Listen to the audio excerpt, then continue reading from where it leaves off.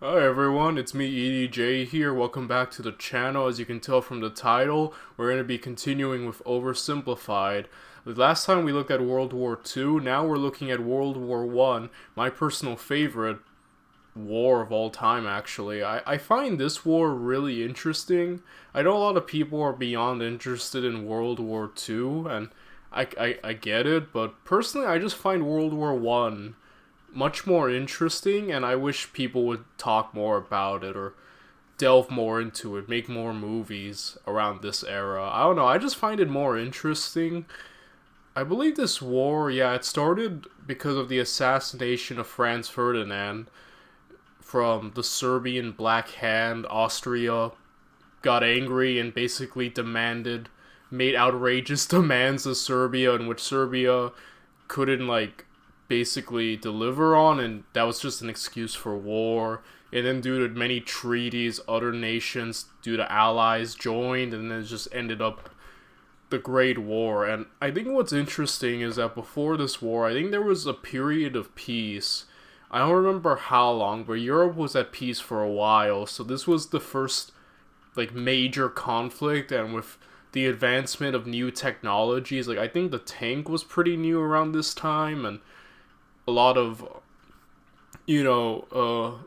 military advancements in technology. I think it really came out ahead, and there was a lot that happened, like with mustard gas, a lot of trench warfare. I remember trench warfare being a huge part of this war, and not being talked about as much in other wars, but it was really big on this wars.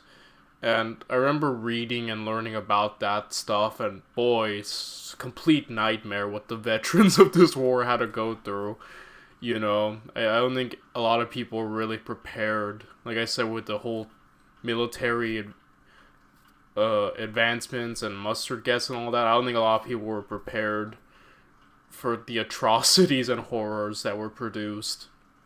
I don't know. Either way, I'm sorry, I'm just rambling. I'm just trying to get out what little I know about World War One, and I'm hoping to learn a lot more through Oversimplified, and I'm hoping to see what I got right and what I can relearn. So before I get started, I want to give credit where it is due. Please follow, like, support Oversimplified. I do not own this video. This is all his work. I'm just some random nobody on the internet reacting to history videos, even though I'm not a historian. Just, like I said, a random nobody. But I have a lot of fun with these videos. Excuse me. And I hope you have a lot of fun experiencing them with me. So, without any further ado, let's just get right into it. Let's watch Oversimplified's World War Uno. I just realized that this is Oversimplified's first two-parter, first videos. So yeah, we've come pretty far in this series, huh? The world of 1914, a time of modern technology, culture, and fashion. Truly the height of civilization. Let's have a war. Everyone knew a big war was coming. France wanted some stuff back that Germany had taken from it. Germany wanted to take more of everyone's stuff, and they were building a big sexy navy that was making the British uncomfortable.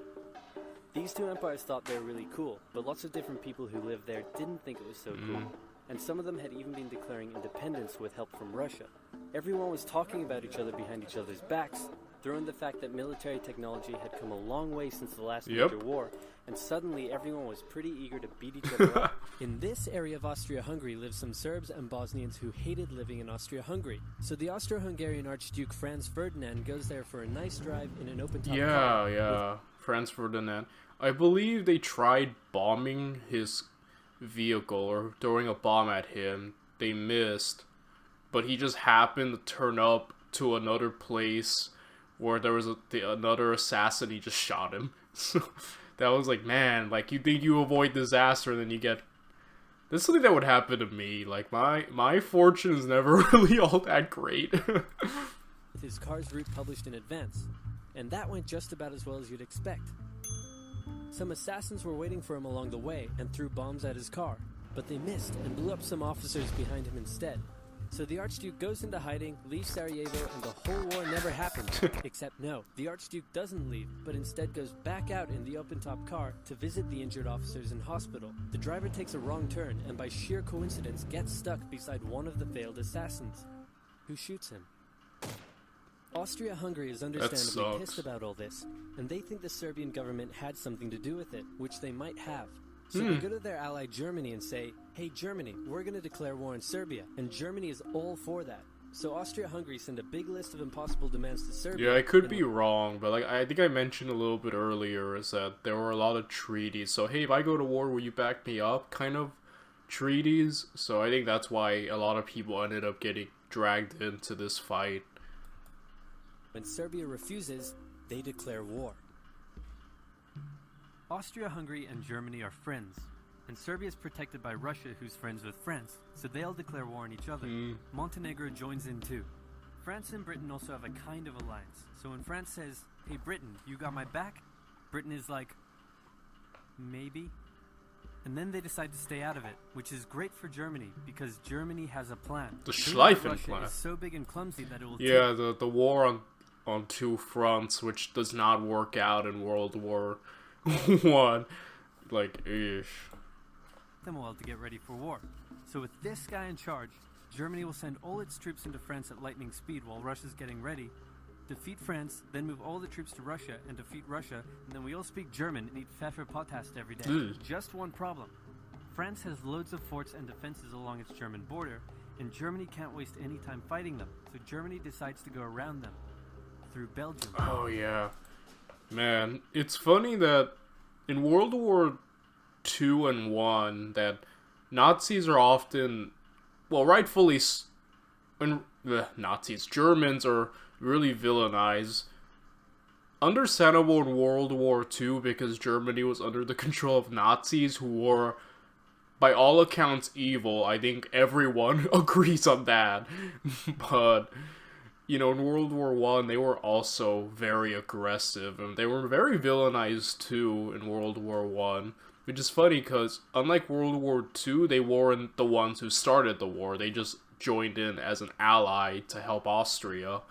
But yeah, they're often, when a lot of people talk about this, it's never about like, people kind of ignore Austria and kind of just go like, oh yeah, the Germans were evil and bad, and yeah, they did commit the atrocity of Belgium. I remember that. I remember that a lot. Oh boy, yeah, it gets wild. Belgium is neutral, but Germany wants to march 750,000 troops through it to get around France's defenses. They're hoping Belgium will just kind of sit down and shut up, but they don't. They fight back, and they're pretty good too, so they slow the Germans down. What's worse is that Britain shows up, and they're pretty pissed that Germany's invading neutral countries. So now Britain declares war on Germany.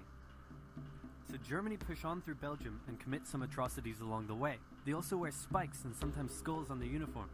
So if you're trying to not look like the bad guys, good job. The Allies have a propaganda extravaganza, and this starts having an influence around the world, notably in America. The US President Woodrow Wilson sees himself as a bit of a Jesus figure and spends most of the war trying to get everyone to just hug it out. But there's also a large population of ethnic Germans living in the United States, and when the war first broke out, they were like, yay, Germany. But now that they're committing atrocities in Belgium, they're less enthusiastic. Let's play Spot the French Soldier.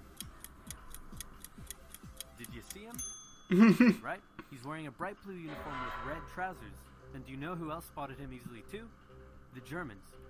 So when the French were slowly marching in columns through the countryside, the Germans easily tore them to shreds with their giant guns.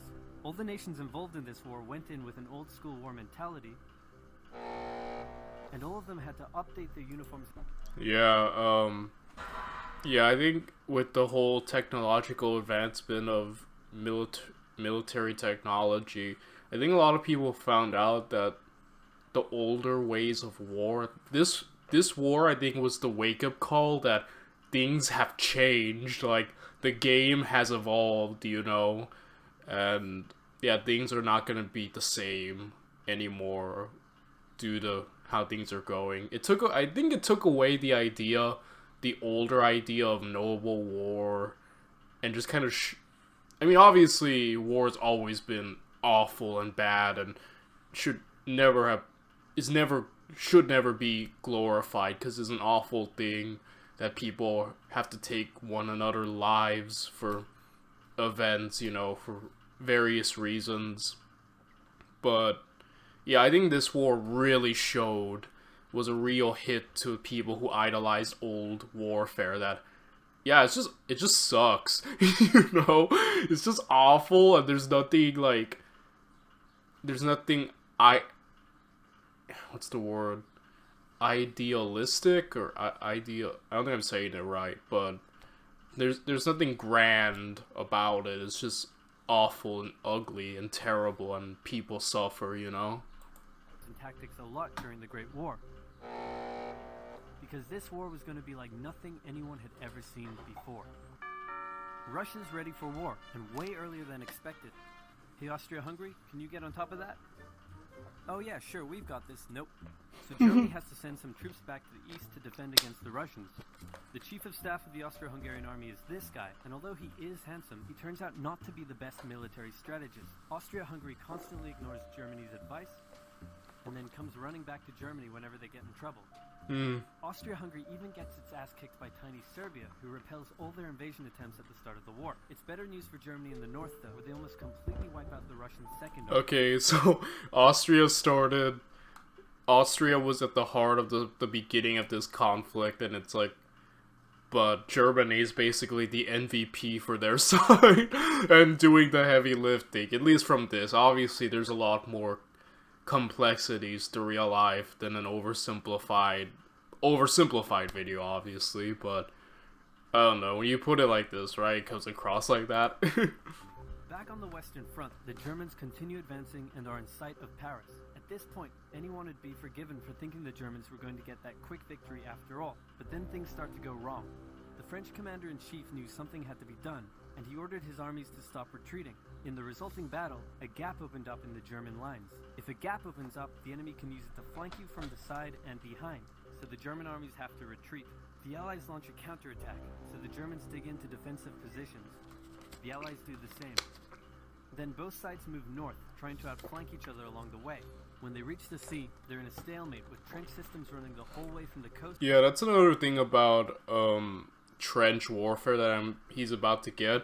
The war really dragged on due to trench warfare, and this meant, like, due to trench warfare and no one wanting to go through no man's land, which was the land between the two trenches sides, and no one really wanted to go through no man's land, so it made progress very slow. Like, maybe you might move an inch or two. Obviously that's a bit of an exaggeration, but you know what I mean. They would move very little in terms of progress before they just stayed put again, and it just made it was really a war of attrition.